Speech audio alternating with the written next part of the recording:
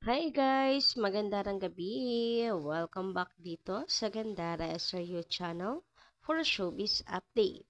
Andito na naman nga po akong muli nagbabalik ang nagmamaganda rin yung kachismosang Kimpaw upang maghatid sa inyo ng latest update and fresh happenings patungkol po kay Kim Chiu and Paulo Avellino. And syempre, para sa gabing ito, ang tatalakayin natin at pag-uusapan ay may kinalaman guys dito po sa pagse-celebrate ng Chinese New Year ng Chu family. So, syempre, alam niyo naman, si Paulo hinahana pero alam niyo ba, from a source, si Paulo Avellino ay nandoon talaga at magdamag silang magkasama. Yan ang atin pong pag-uusapan at alamin. Pero syempre, atin din pag-uusapan itong nakakawindang nakatanungan ninyo sa atin about Paulo Avellino na may dinidate, na may jowa na non-showbiz. Hoy, sinong vlogger nagsabi niyan? Grabihan yon. Nakakaloka yung mga katanungan nyo. Tinatagtad talaga ako ninyo ng mga comments about this. So, nakaka-intriga din at the same time, no? So, pag-usapan nga natin yan at alamin. And, ay naku, mamaya sasabihin ko nga sa inyo yung opinion ko about this. Pero bago yan, natatawa ako na naiinis dun sa aking nabalitaan. So, bago yan, sa mga hindi pa po nakaka-subscribe dito sa ating channel, maaari lamang po guys sa pindutin ninyo ang subscribe button at notification bell na nandyan sa baba para maging updated ka at ma-notify tuwing may bago tayong chika at balita hinggil sa Kimpaw. Musta mga balita na may kinalaman kay Kim Chiu and Paolo Avellino, sagot na natin yan. Kaya huwag ka nang mag-atubili pa. Agad-agad, i-click mo na yan. Dahil araw-araw, Kimpaw's update po ang ating binabalita. So, eto na nga, dito na tayo sa chika ninyo sa atin na medyo nakakawindang, the same time nakaka-intriga, nakakainit ng ulo, but at the same time nakakatawa. Ano ba yan?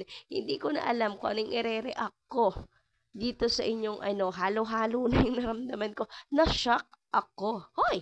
Ano to? Bakit may paganyan? Same time, nakakainis. Bakit naman kayo naniniwala? Pero nakakatawa dahil, may ganyang balita sa galing. Bakit?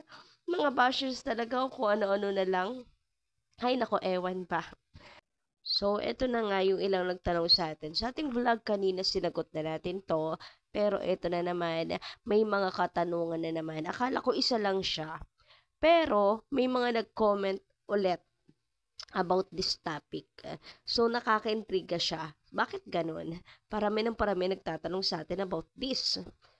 Saan ba nanggaling kasi yan? So, from Vicky Olis na komento sa atin and katanungan, may sweet girlfriend daw, nag-date daw. Ayan, si Pauline tinutukoy dito. May secret girlfriend daw. Secret girlfriend, sabi pa nga si chika ng showbiz daw, plus nag-date daw. Ito yung sinasabi ko sa inyo, nakakatawa. Nakakatawa dahil, do you think guys, may panahon pa si Paulo makipag-date gayong alam naman niya na may upcoming movie siya? Tingin nyo, may upcoming movie, makikipag-date sa iba, makikita ng publiko na makakasira ng movie nila. Pangalawa, napaka-busy ni Paulo. Kung may vacant time man siya, nakikita natin na ini-spend niya yon kay Kim. Kita niyo yon? Kasama mag-workout, mag-jogging, and nag-online game. So, I don't think pwera na lang kung may ilalapag na pruweba. I mean, stolen shot, noon, saka tayo maniniwala. To see is to believe. At least sa Kimpaw, sinasabi natin guys, ako sinasabi ko pag walang pruweba, dilulo ko lang po to. Sinasabi kong, chika lang po to ha. Kuro-kuro pa lang sa ngayon. Haka-haka pa lang sa ngayon. Sabi-sabi pa lang, hearsay pa lang. Kasi wala pa tayong mailapag na pruweba. Pero, pag mayroong pruweba na lumabas, agad-agad nating pinupusin sinasabing, ay, totoo nga yung ating hula, totoo nga yung soko natin, totoo nga yung pinag-uusapan natin. So, confirmed na ganon. So, kapag may lumabas na pong chika, I mean pruweba, siguro tayo maniwala 101%. Pero may inilapag ba? Yun itatanong ko sa inyo. May inilapag ba? May pinakita ba sa inyo? Ito din si Ma'am Norma Dayag, nag-comment din. Gandara, good evening. How is this? May GF siya na non-showbiz according to a vlogger. Maganda at very smart daw itong si girl. Kawawang Kimi. Be strong lang, Kimi. God bless you and family. Hindi pa po kawawa si Kimi. Hindi pa naman po, diba? Napapatunayan. So, paano naging kawawa si Kim Chu? At the same time, eto na nga. Ewan ko. Basta yun na yun, yung sinabi ko kanina. Nakakatawa na nakakainis. Halo-halo yung emosyon. Talagang naramdaman ko sa chika na to. Nakakagulantang talaga siya. Guys, take note. Ang mga bashers, nandyan lang yan sa paligid. Mga anay at mga anay yan ng puntasyon ng alam nilang malakas na fandom na palagay nila ay kalaban ng iniidolo nila. Kahit yung totoo, fan war lang talaga yung meron. So, talaga nagkakaroon ng fan war pag tingin nila kalaban yon ng idol nila. Kapag palagay nila ay talo nito yung idol nila. Kaya ngayon, guys, na nasa rurok ng tagumpay ang Kim Pao, lalong-lalo na si Kim Chu, may babangga at babangga sa kanya dahil feeling ng iba, kalaban si Kim Chu ng idol nila at balakid dahil si Kim na lang ang napapansin. So, yun. Ang paraan, sirain si Kim para walang hadlang at kalaban yung idol nila. Ganun lang naman yon. So, basta, hindi ko alam kung paano i-explain. Basta ano na lang tayo. Dito na lang tayo sa maglapag sila ng pruweba. Kapag meron, di saka natin pag-usapan.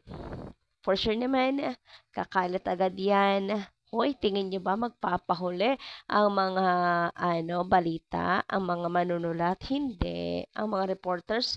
Hindi. Baka nauuna pa sila sa chika pag nagkataon.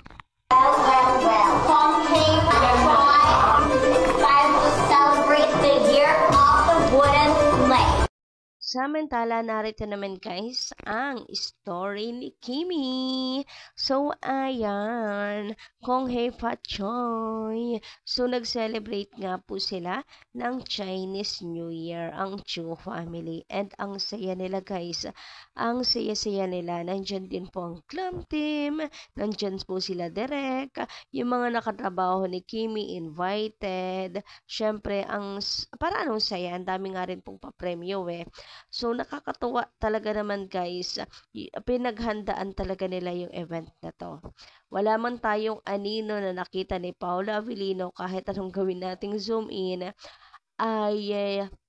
Busog naman tayo sa sobrang saya po. Makita ko masaya si Kim Chu, happy na rin ako. So, ayan. Kakatuwa lang na parang anong daming kaganapan talaga sa bahay nila Kim, no? So, ang saya-saya nila na mag-celebrate po ng Chinese New Year. So, eto na nga at may pa-dragon dance pa sila dyan. Si Kimi, namudmud guys ng pera. Pero, eto, basahin nga pala muna natin guys. Eto pong caption ni Kimi, yung kanya pong post about this. Sayang lang walang Paula Avellino na nahagip. Pero kung sakali na meron, magte-trending agad yan. Pero alam nyo naman, may chika po tayo. Hinggil dyan na si Paulo nandyan daw talaga. Pero bago yan, narito po yung caption ni Kimi.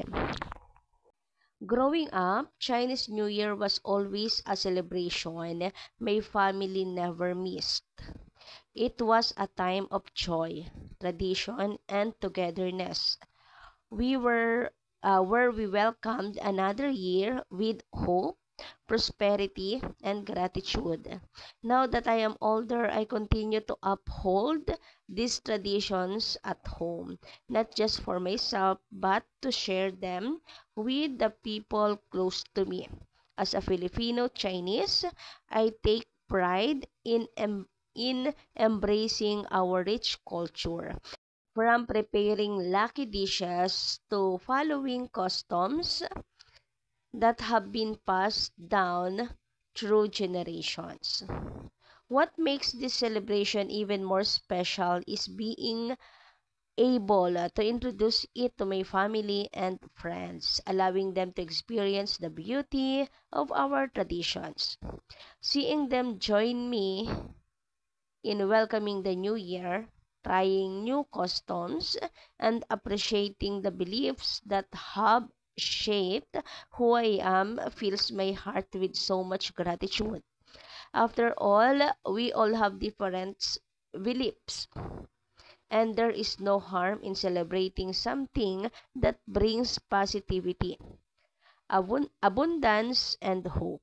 Surrounded by my loved ones and the people I work with behind the scenes, I am reminded that the true essence of this celebration is not just in the traditions but in the people we share it with. It's a night of fun, gratitude, and prosperity, and I couldn't be more thankful here to another year of blessings, good fortune, and love. Kung hey pak choy. Ayan guys, sorry sa boses natin. Talaga namang palala. Anyway, eto na nga.